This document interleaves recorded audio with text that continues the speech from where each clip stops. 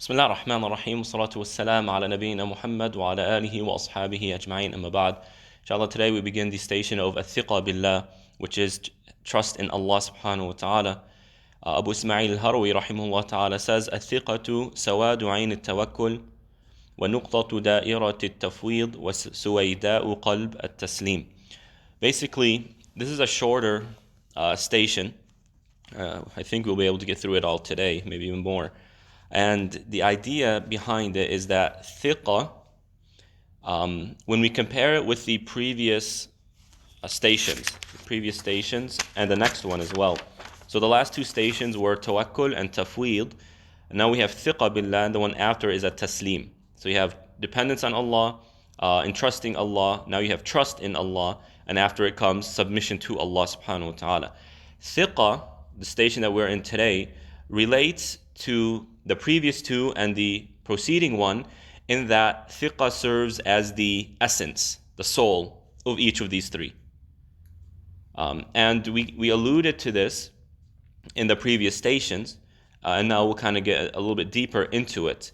And the idea is that the more trust a person has in Allah, the more they'll depend on Him and trust Him and submit to Him.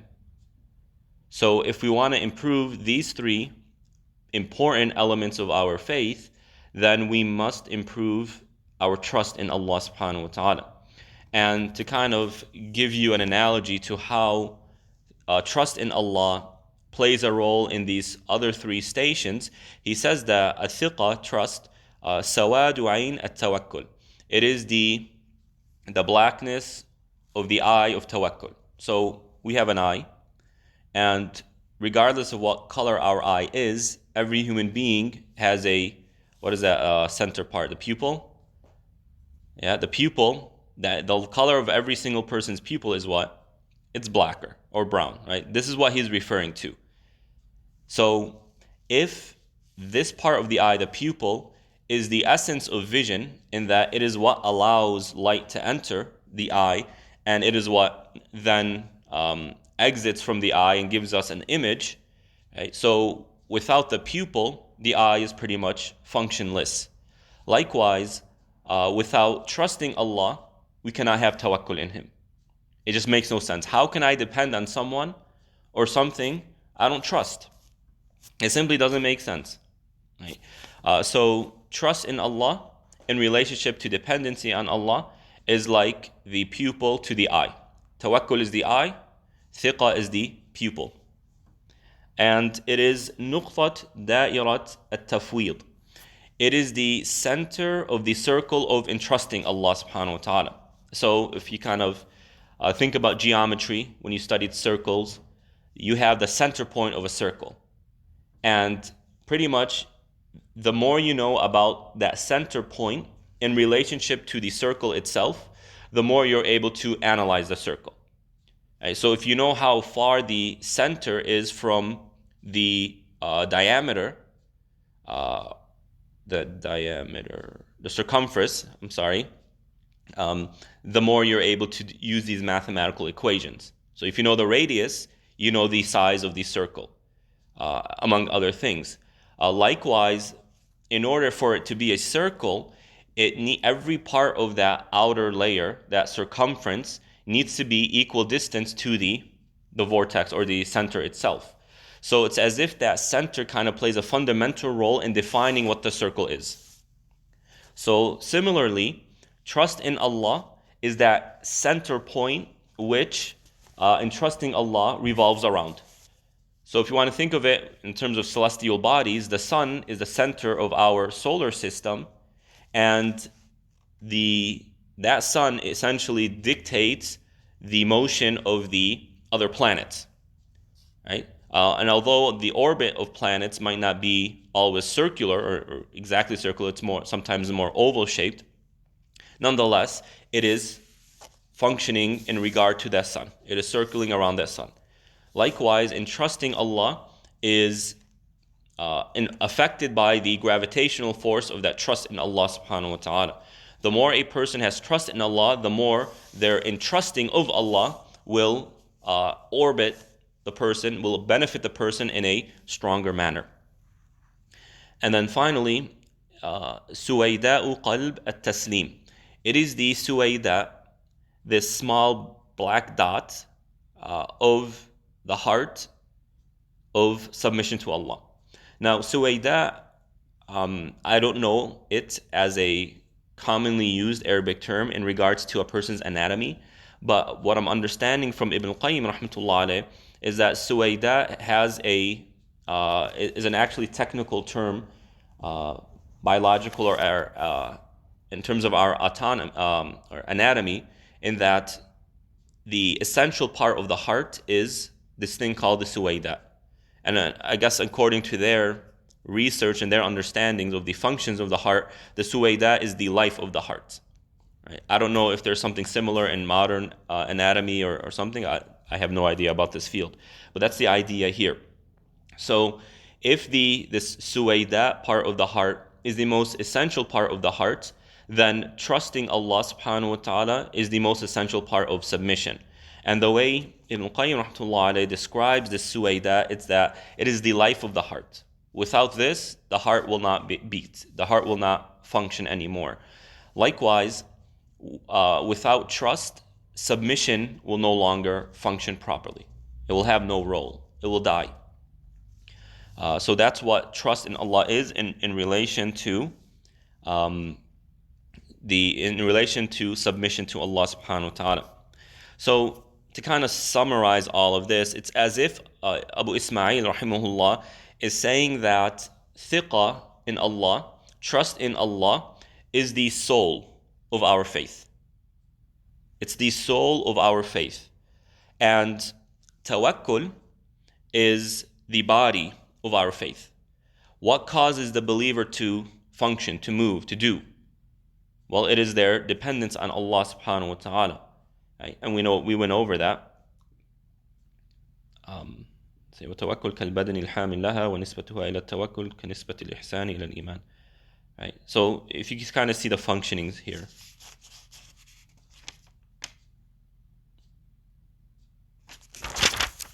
All right. The three levels of trust in Allah subhanahu wa ta'ala, وهي على ثلاث درجات.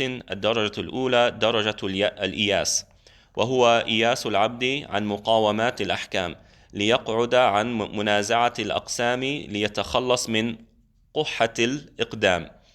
So the first level of trust in Allah is the level of disparity. Okay, well, that sounds a little bit strange. Trust in Allah is supposed to do exactly the opposite. What is meant here is recognizing your utter inability to really change what Allah decrees. So this is the idea here. If I am to trust Allah, right, part of building that trust is to realize really there's no way around it. I have no other choice. If Allah decrees something, that's it. There are no other options. Right? So, for example, if you have many options, let's say you have 3 job opportunities. You got accepted to 3 jobs. And now you're trying to pick which one. What is your mental process going to be? What is your emotional state going to be? Should I choose this? Should I choose that? Should I choose the third one? Well, what are the pros and the cons? And it becomes very distressful. Why? Because you have options here. But if you only get accepted to one job, what is really your only option? To take it and, trust your abilities. What can I do? I have to deal with it, and I have to be optimistic. I have to do what I can to make the best out of this. So similarly, the more we recognize Allah's sovereignty over the universe, that it is Allah subhanahu wa ta'ala who decrees, and it is Allah subhanahu wa ta'ala who adjudicates. He decrees in terms of qada and qadar, what happens in the universe, and He decrees in terms of the halal and the haram and the obligations and the prohibitions. Right? The more we realize this, the more we enter this kind of disparity. Well, I have no other option. There's no way around Allah subhanahu wa ta'ala. Now, this might seem pessimistic. It might seem a little bit bleak and dark. However, the way the Quran describes is that this is actually foundational to our relationship to Allah, to Iman. And an example of this is in Surah Al-Jinn, in which when the jinn were conversing with the Prophet ﷺ and kind of introducing themselves to the Prophet and the story behind their acceptance of Islam, at least this group of jinn, one of the things they say, وَأَنَّا ظَنَنَّا أَن لَن نُعْجِزَ اللَّهَ فِي الْأَرْضِ وَلَن نُعْجِزَهُ هَرَبًا. We became certain that we cannot escape Allah subhanahu wa ta'ala. There's no way to go. We can't escape Allah subhanahu wa ta'ala by running away from Him. وَأَنَّا ظَنَنَّا أَن لَن نُعْجِزَ اللَّهَ we can't escape Allah by running away from Him, nor can we escape Allah being on earth. Meaning, just because we don't see Allah's physical presence, and just because it might seem like the distance between us and Allah's throne is astronomical, does not mean that we have escaped or we can escape Allah subhanahu wa ta'ala. And this is one of the reasons, one of the factors that assisted them in accepting the faith. The more we realize, well, where can I go? I can't get around Allah subhanahu wa ta'ala. I will stand in front of Him. There's no escaping that. The more we embrace this, the more it assists us in actually building that beautiful relationship with Allah subhanahu wa ta'ala. So in order to build that trust, we kind of have to remove all of these other options that the human being deceives themselves with. Oh, I can be a Muslim, I can be this faith, I could be that faith, I could practice, I cannot practice, I could do this, I could do that. Right? Thinking that they have the freedom to be whoever they want without any consequences attributed to their decisions. That's not the case. Allah only gives you the option to be a Muslim. Nothing else is accepted. Right? وَمَن يَبْتَغِي غَيْرَ الْإِسْلَامِ دِينًا فَلَن يُقْبَلَ مِنْهُ. Whoever chooses other than Islam as a religion, it won't be accepted from them. إِنَّ الدِّينَ عِنْدَ اللَّهِ الْإِسْلَامِ. Religion to Allah is Islam. That's it. There is no other option. Right? And this is important, building that foundation to our iman. Likewise, when it comes to the qadar, right? What happens in the universe, what is really in our capacity? Allah did give us choice.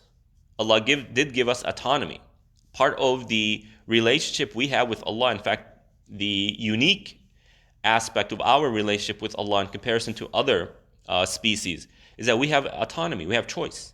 I get to choose whether I obey Allah or not.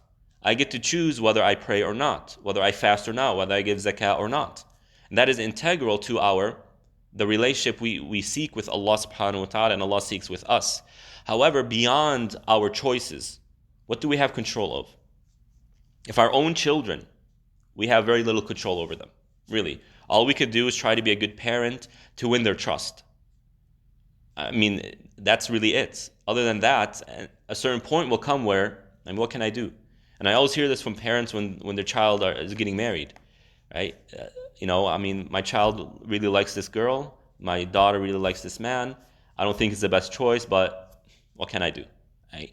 So we have so little really control over our universe, our realities. The rest is in Allah subhanahu wa ta'ala's hands. I can be a good parent, I can try to raise my child, but in the end, I don't own, I don't possess, I don't control their heart. And therefore, what do? We say, oh Allah, take care of my children, take care of my kid. So we acknowledge these factors, right? But sometimes we need to kind of zero in on it to recognize it for what it really is. Right?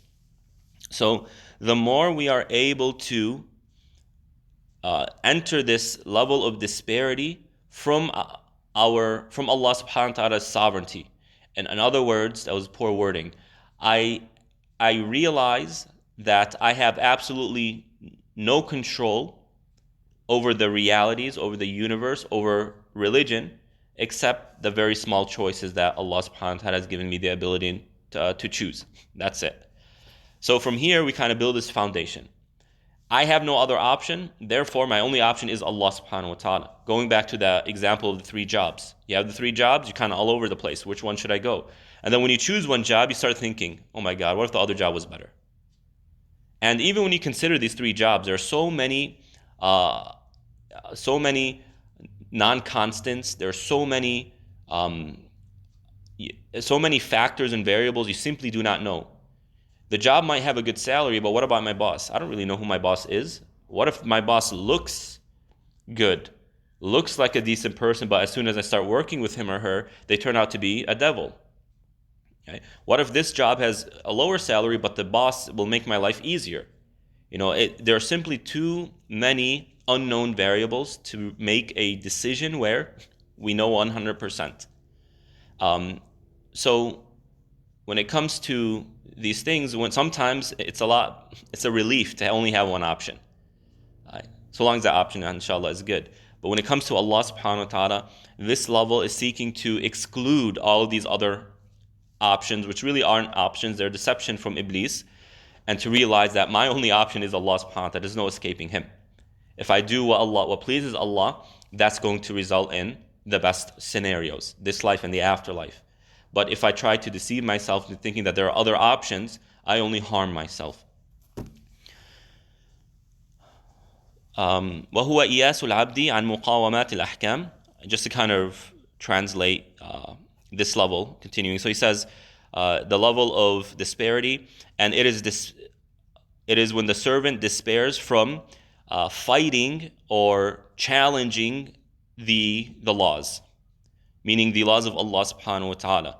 And what that means is the qada and qadar, that's Allah subhanahu wa ta'ala's laws when it comes to the natural universe and the events which occur within it, as well as the ahkam al-shar'i, the sharia ahkam, the ahkam of religion, which is the halal and the haram.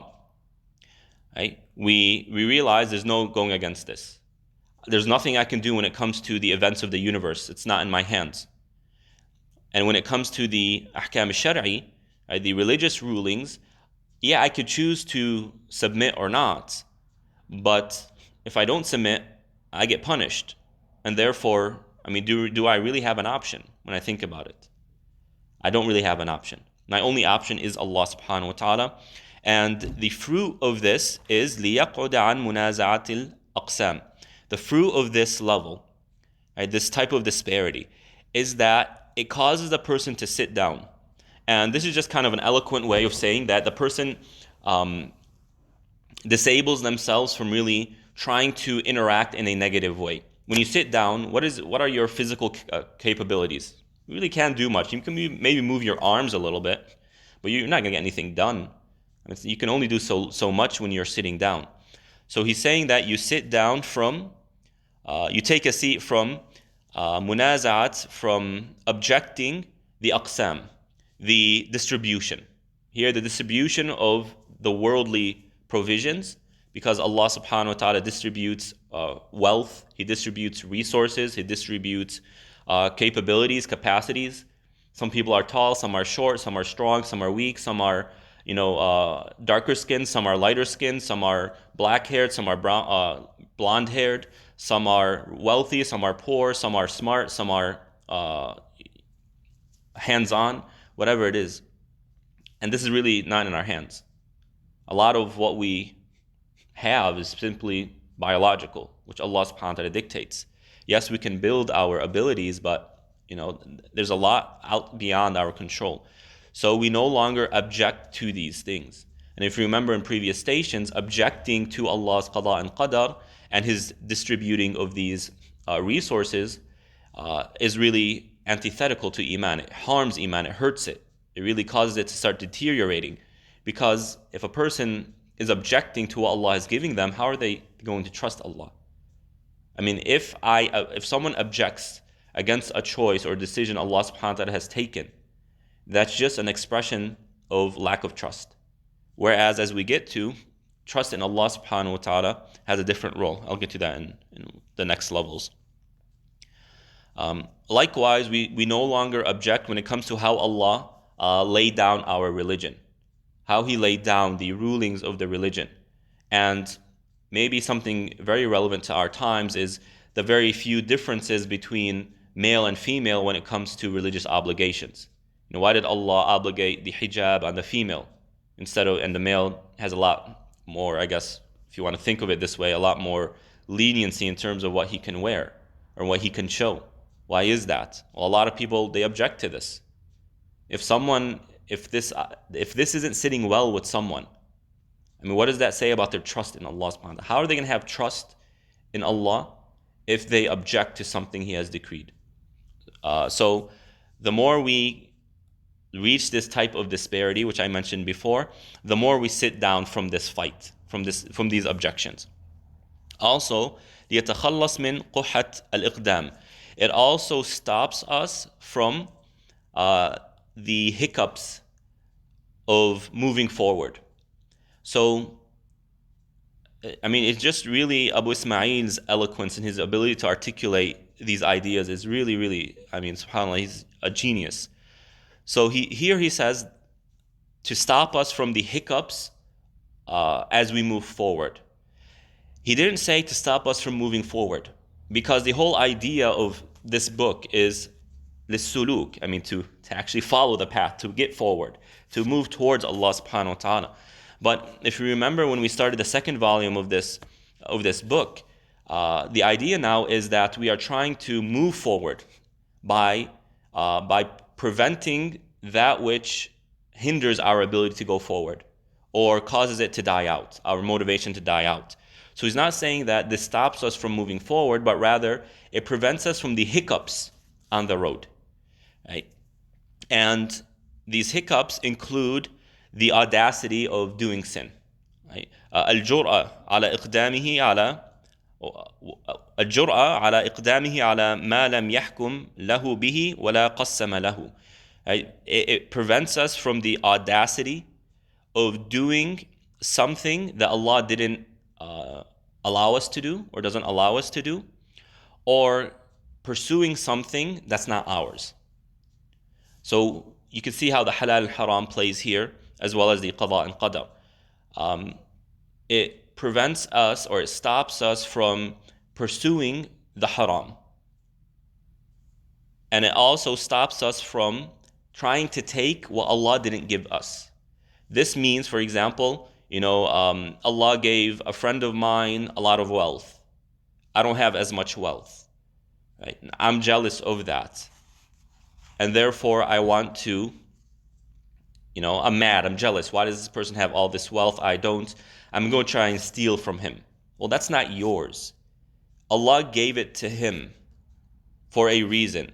Whether that's a good thing or a bad thing for that individual, I mean, that's a different story. But in the end, Allah subhanahu wa ta'ala gave that person that wealth. That is Allah's qadar. Right? And my qadar is that I don't have that much wealth or as much wealth. So recognizing the role of qada and qadar in this, and that this is beyond me. I have despaired from really changing these realities. Therefore, I recognize that the wealth that person possesses is simply Allah's qadar for that individual. I have no right to object to that, nor to transgress against it. الدرجة الثانية, the second level, درجة الأمن, وهو أمن العبد من فوت المقدور وانتقاض المستور فيظفر بروح الرضا وإلا فبعين اليقين وإلا فبلطف الصبر. The second level is the level of security, safety and security. So once we get to the first level and we go to the second level instills in the individuals, in their heart and their mind, a sense of peace and security, peace of mind and peace of heart. I feel safe and secure and thus at a state of peace of mind and heart because of my trust in Allah subhanahu wa ta'ala. And what we feel the safety from or of, right, is the following. We feel peace of mind when something passes us by. Fawt al-maqdur. Right? When Allah's qadar passes us by, we don't benefit from it. So for example, there's always some sort of possibility that a new company might come on the scene. Right? You probably all remember when Amazon first came on the scene, no one cared about it, the stocks were pretty much worthless. Right? You may even have had the opportunity to invest in it. And you're thinking now, man, if I invested in it, I'd be a multi-millionaire. Oh my God, right? That can cause a lot of stress to the individual. And maybe it could become traumatic. But what this second level of trust in Allah subhanahu wa ta'ala is doing for us is it helps us reconcile this reality, the fact that I missed this, and make peace with it. and thus my heart feels safe and secure. I feel okay with the fact that this passed me by. I didn't take advantage of it. And we will always have situations, scenarios like this in our lives. You have the opportunity to invest in something, you don't. It turns out to be a horrible decision. But after the fact, what can we do other than say that that's Allah's qadr? And if we have trust in Allah subhanahu wa ta'ala, then that makes it okay. If Allah wanted me to benefit from this, He would have made the qadr that way. But Allah subhanahu wa ta'ala's qadr didn't, and I missed out on it, but my trust in Allah tells me that that's better for me. Right? وانتقاد المستور, and objecting or contradicting that which has been written, meaning written in the al-lawh al-mahfuz, the preserved tablet, which Allah subhanahu wa ta'ala has written everything. So this is similar to the previous one, but the only difference is the first one is saying a person makes peace with the qadr that passes them by. Likewise, they don't object to what has been written, or they don't contradict it. This can, including what I just said, it can also include behaving in a way that goes against the ahkam al-shar'i. Right? Allah subhanahu wa ta'ala wrote the Quran. The Quran was present in the lawh al-mahfuz prior to being revealed to on earth. And part of that is that in the lawh al-mahfuz, Allah subhanahu wa ta'ala wrote that alcohol will be prohibited on Muslims, on the ummah of Muhammad alayhi salatu wassalam. And therefore, we don't contradict that reality. We don't contradict or go against Allah subhanahu wa ta'ala's sovereignty in this regard. And the fruit of this level is فَيَظْفَرُوا بِرُوحِ الرِّضَى. They are successful in obtaining the soul of rida, of being pleased with Allah subhanahu wa ta'ala. And in this, the Prophet alayhi salatu wasalam says, جَعَلَ الرُّوحِ وَالْفَرَحِ فِي الْيَقِينِ وَالرِّضَى. Allah subhanahu wa ta'ala, or ju'ila, Allah subhanahu wa ta'ala made life and happiness and joy in certitude and rida, pleasure. Meaning the more certitude we have in Allah and the more pleased we are with Allah subhanahu wa ta'ala, the more life is worth living and the more pleasurable life will be. And that is simply a microcosm of what the person will have in the next life. Whereas وَجُعِلَ الْهَمُّ وَالْحَزَنُ وَالْحُزْنُ فِي الشَّكِّ وَالسَّخَطِ. And stress and sorrow is rooted in doubt and anger, meaning in Allah subhanahu wa ta'ala. This is a very powerful hadith in that it really gives us a type of precept for human psychology. This is Islam talking about human psychology. However, if someone is unable to reach this level of being pleased with Allah subhanahu wa ta'ala, then Abu Ismail says, وَإِلَّا فَبِعَيْنِ الْيَقِينِ. If they're not able to reach that, then they can reach this ayn al-yaqeen, which is true certitude in Allah subhanahu wa ta'ala. And that is part of strong iman, or it's the result of stronger iman. And that iman enters the heart. When a person feels certitude towards what Allah has revealed and the content of what Allah has revealed, if they feel certitude, then that is iman really in the heart.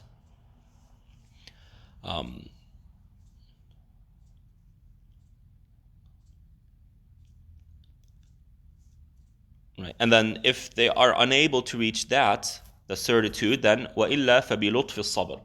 Then they can benefit from the softness that comes with patience, or the coolness, or that feeling that we get when we are patient. فَبِلُطْفِ الصَّبْرِ. That the more amin we have, the more feeling of safety and peace of mind that we have, then it gives us this type of patience with dealing with our realities. And perhaps most Muslims are at this third one. They do have an amount of acceptance for this idea of qada and qadar, that there's so little that I really have control of, and a lot of what goes on is beyond me. I really can't do much about it. Therefore, I will be patient. And regardless of where a person is in this regard, or of these three fruits of peace of mind in Allah's qada and qadar, that all of it goes back to this trust in Allah subhanahu wa ta'ala. I am patient. Why? Because I have trust in Allah that things are going to get better. I am certain in what is going on. I have certitude in these realities in Allah's qada and qadar because I have trust in Him. And the highest here, the most precious of these fruits is, because of my trust in Allah, I am pleased with what Allah subhanahu wa ta'ala has decreed. Also, just one more point when it comes to being patient. Being patient has one of two fruits or both. That after patience, better scenarios come about. Or the person's life, the person won't live long enough to kind of see the fruits of their patience, but rather they will see the fruits of their patience in the next life. So what happens is that sometimes people at the end of their life, they go through major calamities, fitnas. For example, Ibn al-Jawziyya rahmatullah alayh, when he was like 85, the end of his life, he was imprisoned and really terrible things happened to him. He went through a huge tribulation. And then he died shortly after that. He didn't reap the rewards of his patience in this life, but rather he reaped it in the next life.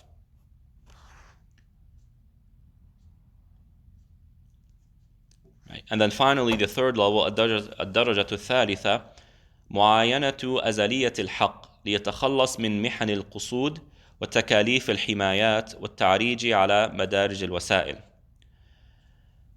Here, the third level is concentrating and acknowledging azaliyatul haqq, the infinite truth of Allah subhanahu wa ta'ala, or the infiniteness of Allah subhanahu wa ta'ala. I guess maybe that's the best way of translating this. Acknowledging Allah's infiniteness, that there is no beginning to Allah, no end to Allah subhanahu wa ta'ala. And essentially what this does is the following. The more we are able to recognize Allah subhanahu wa ta'ala's grandeur through this characteristic of Allah subhanahu wa ta'ala, that He is infinite,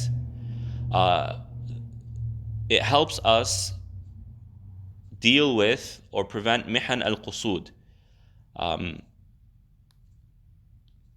that is وَيَتْخَلَّصْ أَيْضًا مِنْ تَعْرِيجِهِ وَالْتِفَاتِهِ وَحَبْسِ. Right. So the more we realize Allah's infiniteness, the more it removes our attachment to other than Him. So, of course, Allah is not physical the way we perceive the physical, but if you were to imagine a physical object, right? Imagine a physical object, like a ball. And inside the ball are a bunch of things, right? Now, that ball is holding a bunch of things. Now, let's imagine one of those things begins to grow and to expand. What's going to happen to those other objects within the ball? They're going to have to get out of the ball, right? Let's imagine this is some sort of super cool ball that things can exit without the ball bursting or breaking. So the more that one particular thing grows, the less room these other objects have until that object becomes the entire size of the ball, and thus all the other objects are expelled from that ball. Right? Similarly, the heart. The heart has a bunch of things in it. We have our hobbies, we have our family members, and our family members have their own unique space. Some have more space, some have less space. You have your desires, certain foods you like, certain places you like to go, all these things that are in the heart. And because they are in the heart is attached to these things. Now, Allah subhanahu wa ta'ala is one of those things. And one of those things that is in the heart. Depending on how grand we view Allah subhanahu wa ta'ala, right, will play a role in terms of how much we are attached to Allah.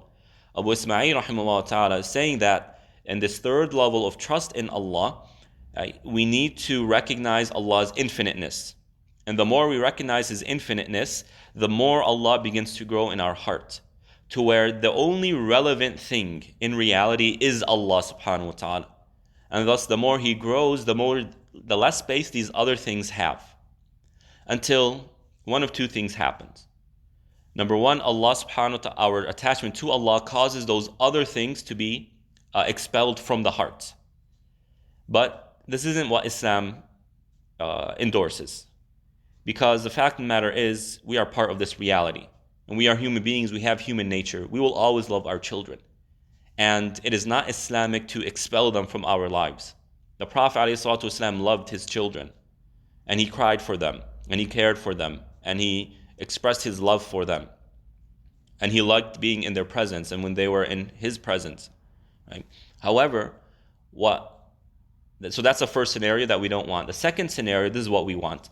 That as Allah subhanahu wa ta'ala begins to grow in our heart, that attachment to Allah absorbs the other parts, those other objects in our heart, to where they become influenced by Allah and dictated by our attachment to Allah. So instead of expelling a person's love or my love for my child, expelling it from my heart, rather I allow my attachment to Allah, my love for Allah, to define my attachment to my child. Right? Therefore, I love my child because there's a lot of reward in that.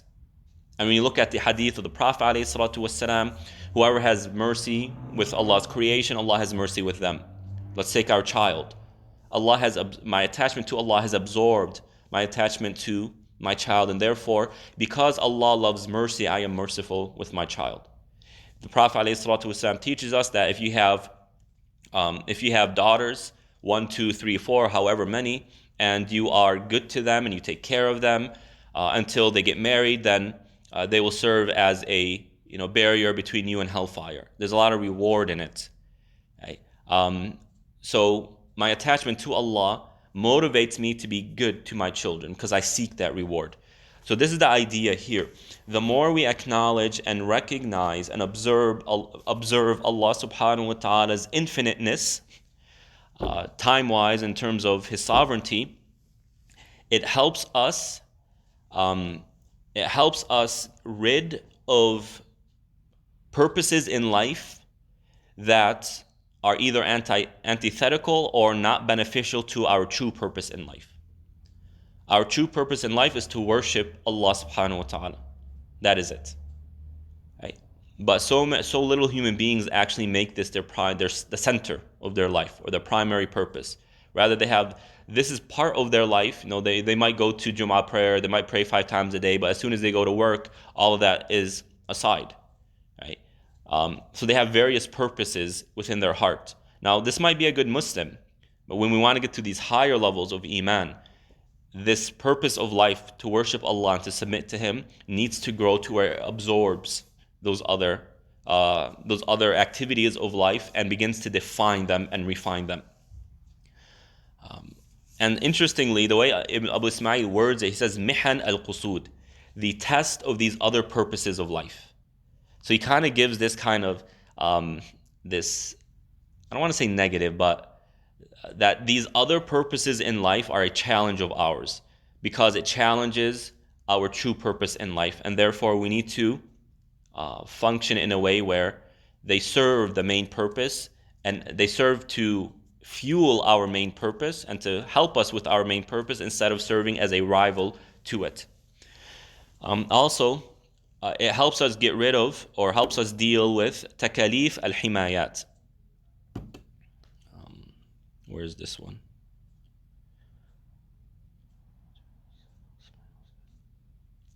Okay. تخلصه من تكاليف الحمايات فهو تخلصه من طلب ما حماه الله. Okay.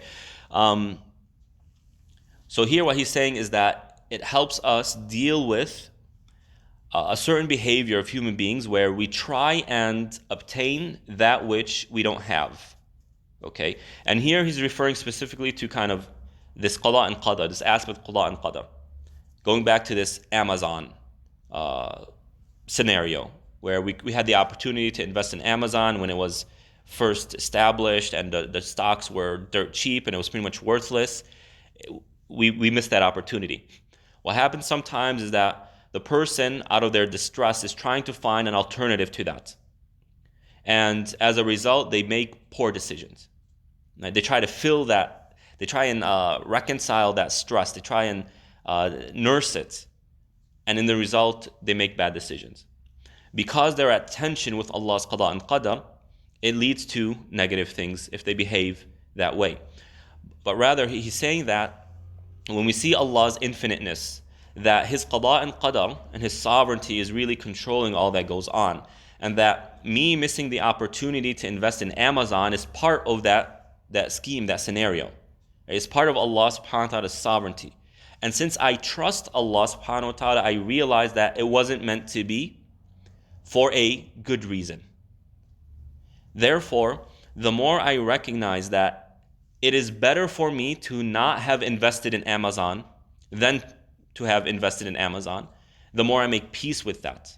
And therefore, it helps prevent these poor behaviors that are really an effort to reconcile that stress, or an effort to subdue that stress, right? Or make up for that stress. And the way Abu Ismail is wording it here, takalif al-himayati, he refers to the functioning of qada and qadar is that it is himaya, it is protection for the individual. So Allah, His qadar for this person not to have invested in Amazon is out of protection of that individual, not out of not because Allah wanted to stress that person out. So this is the trust in Allah. I trust that Allah's qadar is meant to benefit me. And therefore, if it didn't happen, it is because Allah is protecting me from something else. And this is a very beautiful perception of life. We all go through negative situations, some small, some grand. And the more we realize that Allah is protecting us from something after the fact, not before the fact, after the fact. Something happened. Marriage didn't work out. Well, why did this have to happen in the first place? Allahu A'lam. Allah is protecting us from something. We probably won't know until the afterlife. Right? That's if we made the right decisions beforehand. And then, وَالتَّعْرِيجْ عَلَى مَدَارِجْ الْوَسَائِل. What is this?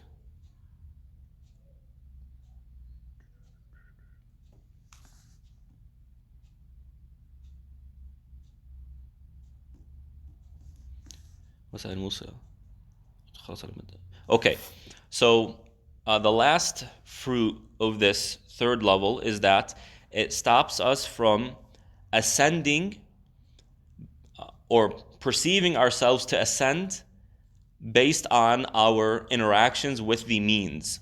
Okay, what is meant by this?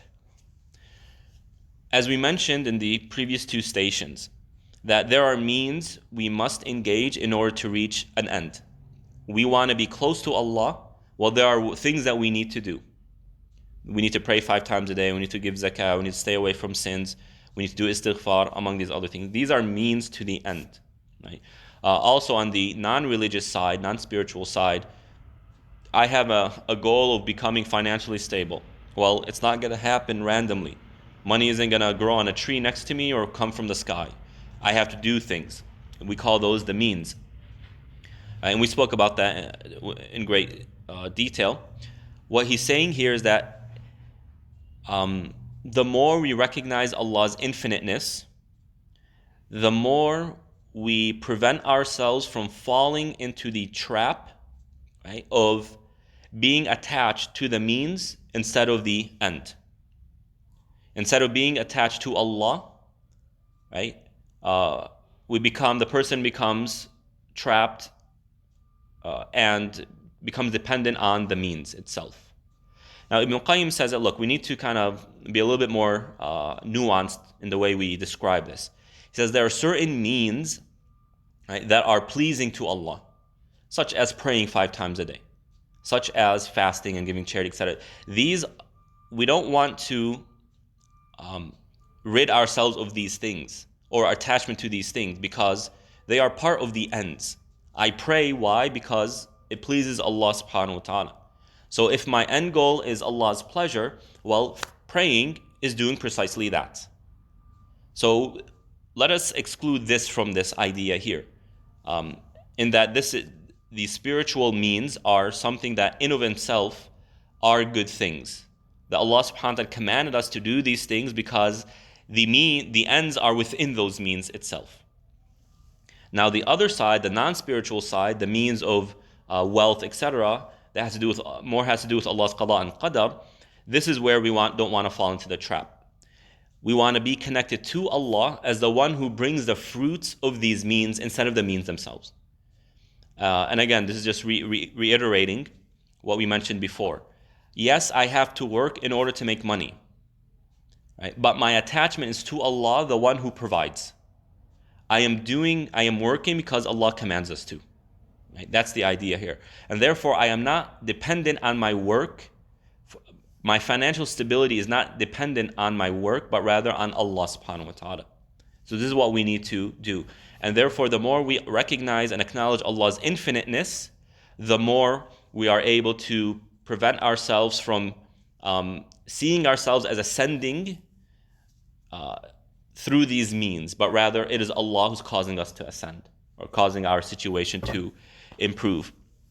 Wallahu ta'ala alam. That concludes the station of al-Thiqah billah. We ask Allah subhanahu wa ta'ala to make us among those who have trust in Him.